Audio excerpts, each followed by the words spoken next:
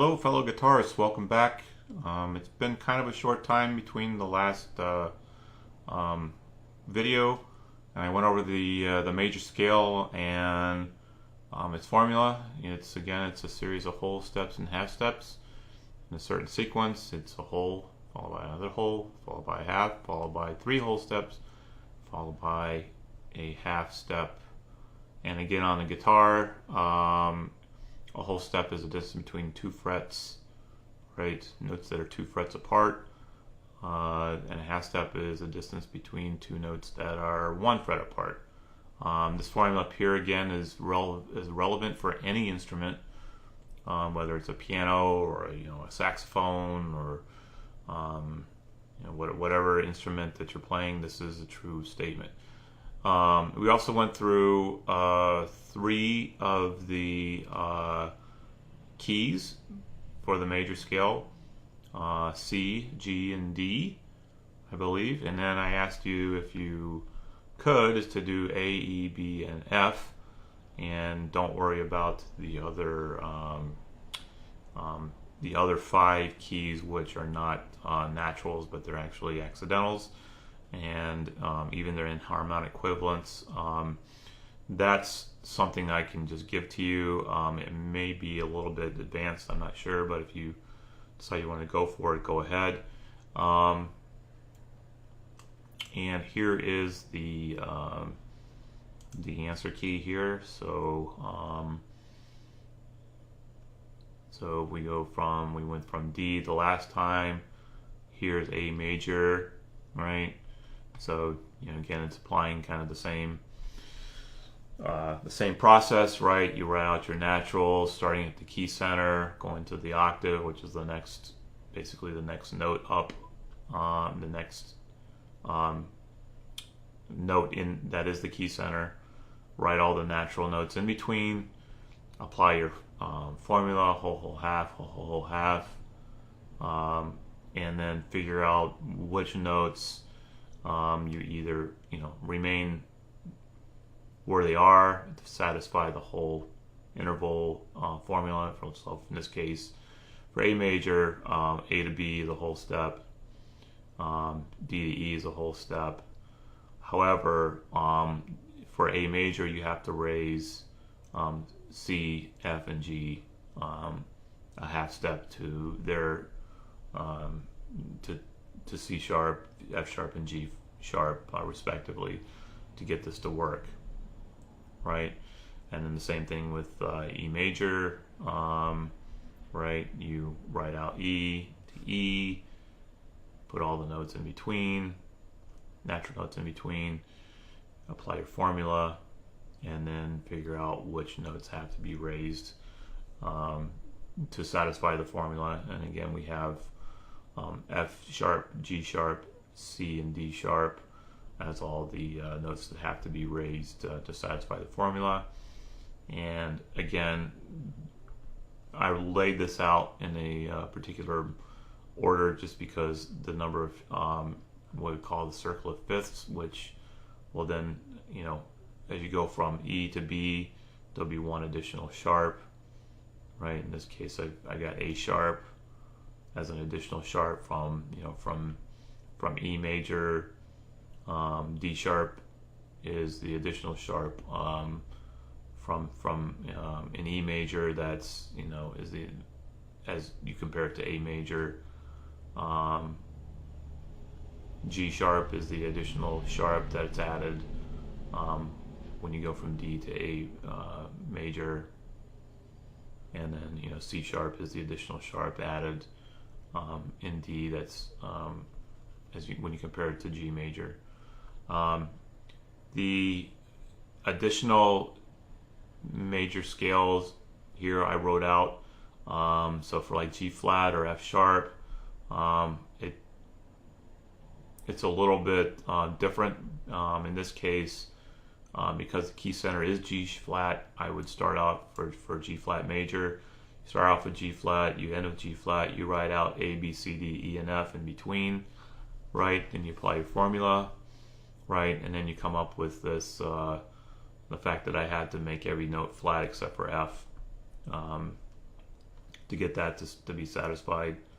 And then for F sharp major, every note had to be sharp except for B.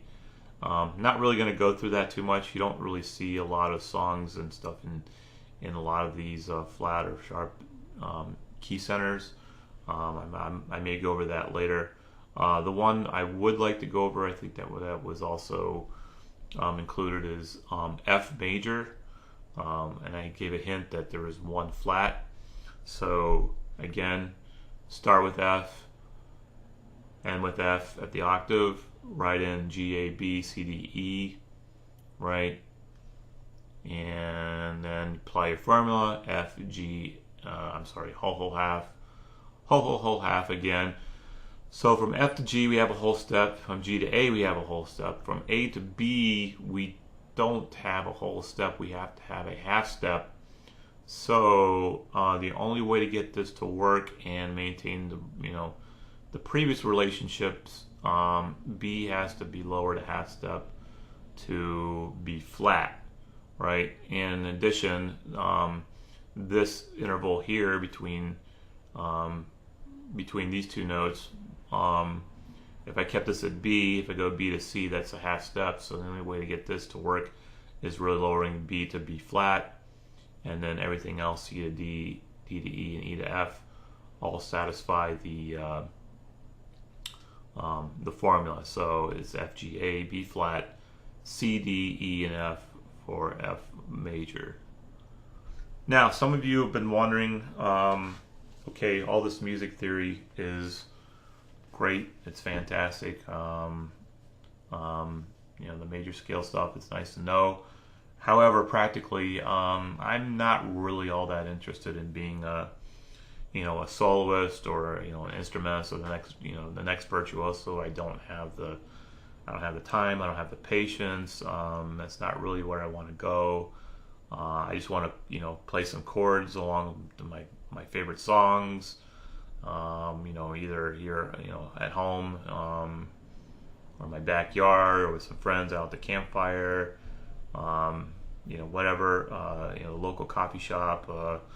I'm playing an acoustic guitar, a sermon at church. I don't really need to know all this, all this fancy scale stuff to satisfy my playing goals. And I'm going to say that's great. That's fine. There's absolutely nothing wrong with that. I think that's fantastic. What you want to do. However, let me ask you this. Let's go ahead and take the C major scale, right? Write it out like we did before. C, D, E, F, G, A, B, C.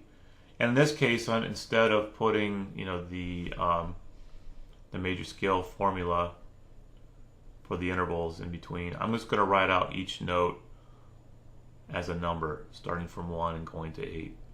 And these are actually what we call the intervals, right? So C, D is the second interval, E is the third, F is the fourth, and and so forth, so on. Let me ask you this: if I take the first, the third, and the fifth interval out of the C major scale, and let's say I go ahead and just play that.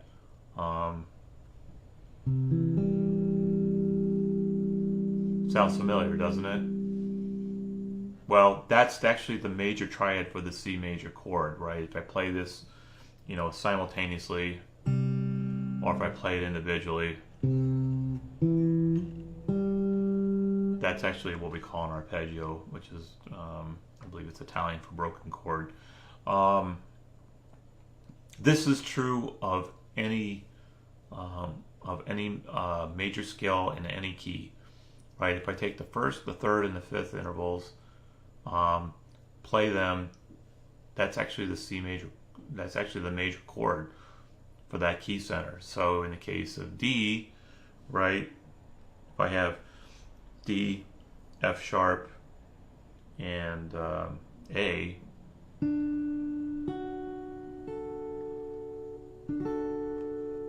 that is the D major chord, believe it or not.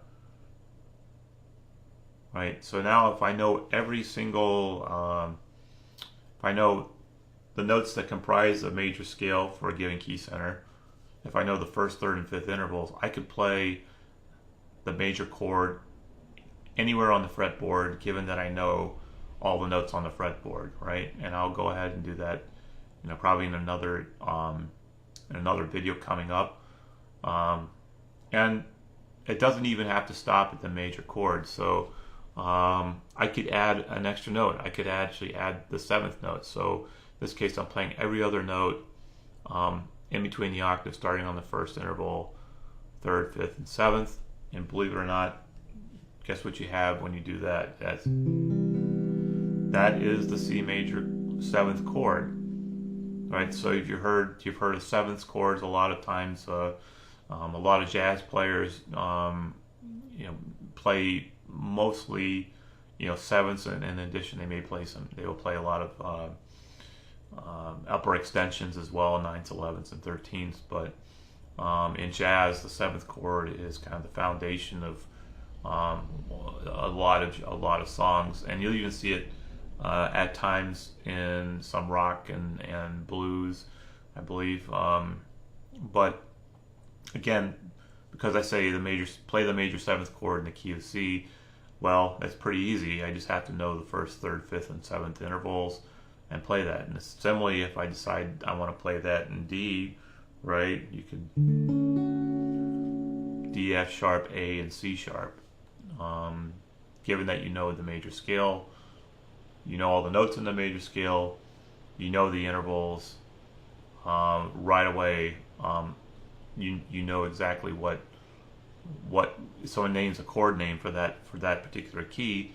You know the notes that comprise it, and what I'm kind of getting at here is have you ever seen those really crazy, incredibly large chord books that have 1,000 chords in them, and they'll show you a way to play a major seventh chord in 100 different ways, right? And really all they're doing is they're taking all the notes from the major scale, right?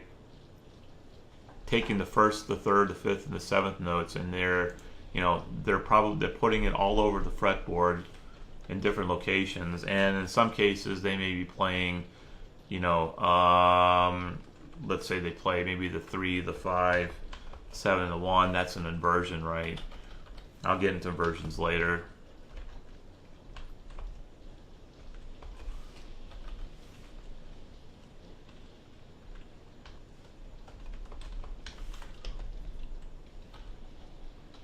Pretty easy though, if I know the right. That's the first inversion.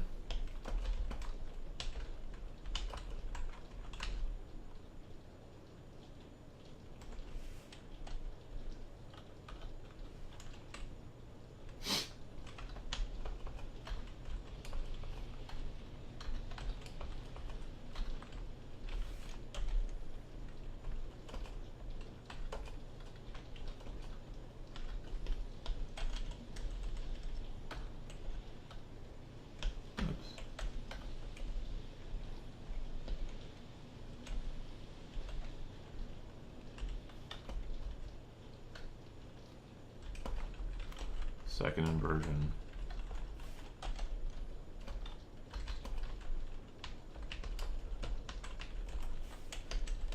And then actually this is the root form here.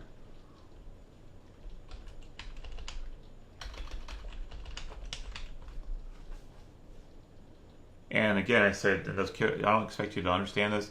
I mean, I'll go over inversions in another lesson, but inversions are basically saying I'm playing the chord, but I'm just playing the notes in a different order.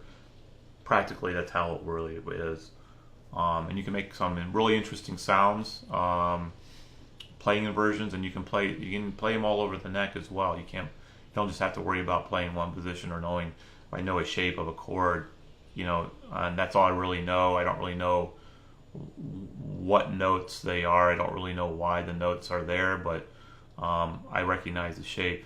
Now that you understand, one, the notes on the fretboard, and two, the notes that comprise the chord given a certain key center, right? And whether it's major, minor, diminished, dominant, whatever, you can figure out the notes pretty easily, and that's what a lot of the pros do.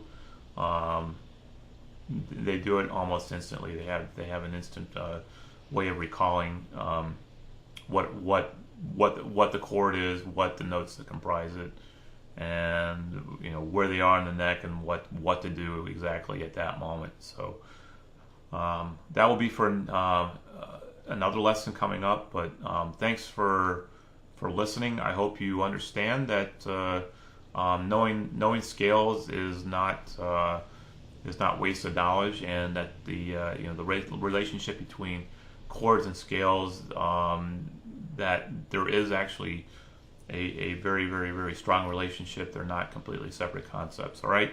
Thanks for listening, and I will talk to you later.